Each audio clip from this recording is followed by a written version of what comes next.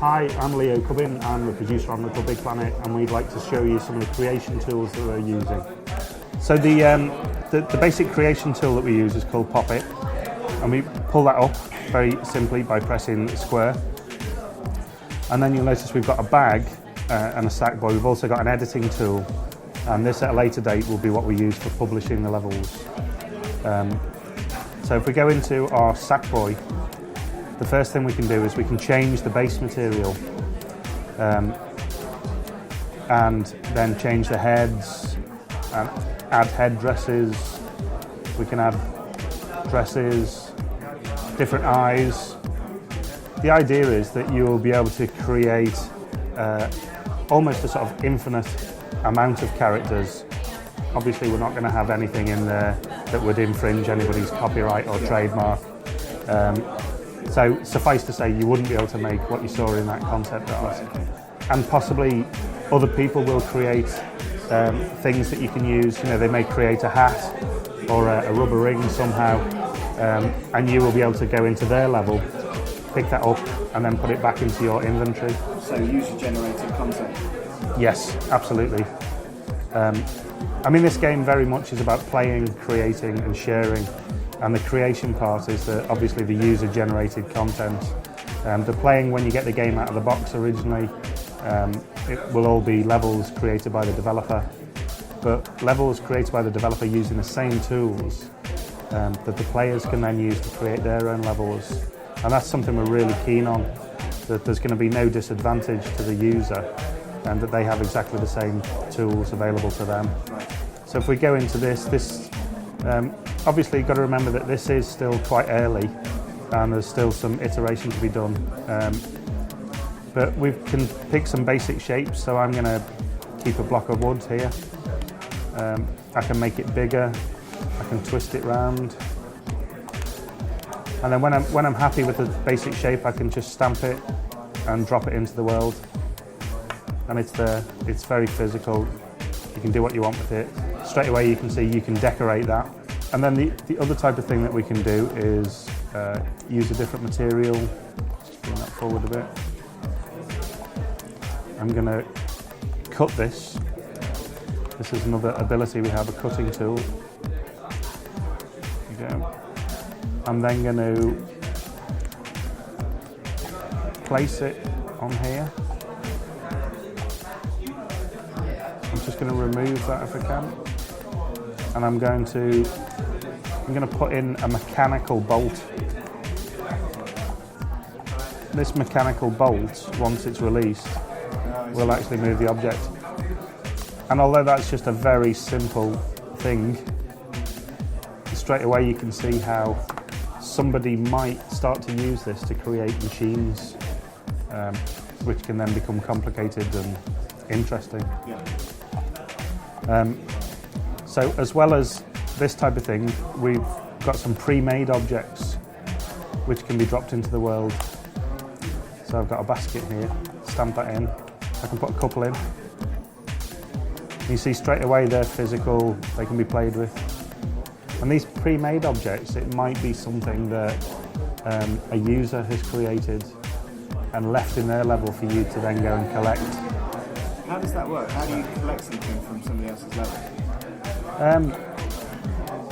I mean, in the same way that you, when you play through the game, you collect. At the moment, we show sponge as what you collect, and that just signifies a resource that you'd be collecting to be able to make things with. The plan is that a player creates their own level, and they may leave what we call a gift in the level. So they may have created, I mean, for argument's sake, this bit of wood, this sort of windmill thing, they've created that. If you complete their level, you can take that as a gift with you. I mean, I can show you quite simply how we take this whole object, stamp it, and I can then make copies of it and just stamp them into the world.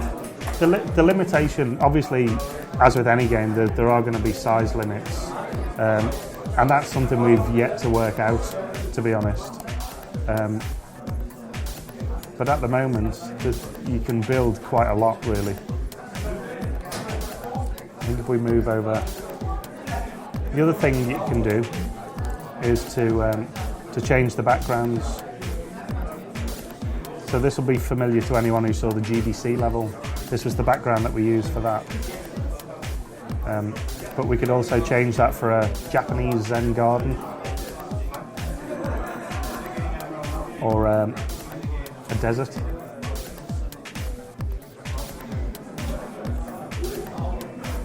So you can see how it's exactly the same as how we had it before. It just gives it a lot more sort of character and depth, and you can, you might theme around that. What's quite interesting is we've got some other developers who are really keen to actually make some backgrounds for us, obviously themed around the games that they've developed.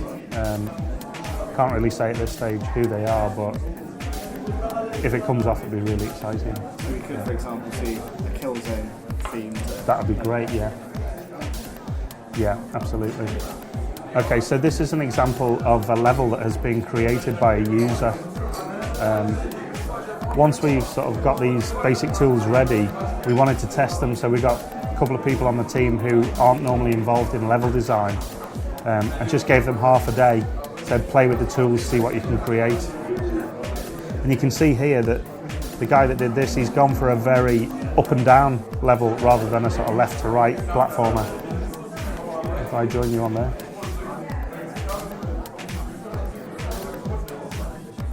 And I don't know if you can sort of pick out some of the things that we had before. This is just the shapes that we could quite simply stamp out, and then he's used some mechanical bolts to bolt some other shapes to it, and then you can then use those to throw yourself up the level.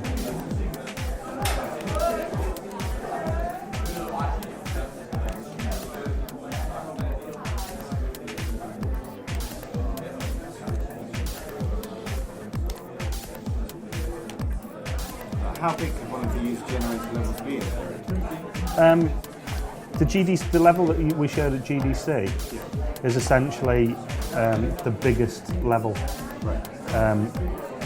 And at the moment the plan is that there will be sort of 3 scales of level. The GDC level would be the biggest, and then if you imagine one about 2/3 the size of that, and then one about 1/3 of the size of that. Because for some people, they're not going to want to create a huge, massive gameplay area. I think some people are just going to want to create a space where there's just different things to do, and they may show their own stickers, and it may just be very much about collection. Here's some things I've made, you can collect them. So the idea is that, and with the GDC level that we showed, that can be played with 1 player. It's just a lot more fun to play it with 4 players. So throughout the whole game that we produce and develop, you're going to be able to play it as a single player. You're going to be able to play a different take on it with multiplayer. And the plan is, we think very much of a PlayStation 3 as a sofa. You get 4 people on a sofa, 4 people on a PlayStation 3, but you can also hook up with 3 other sofas online.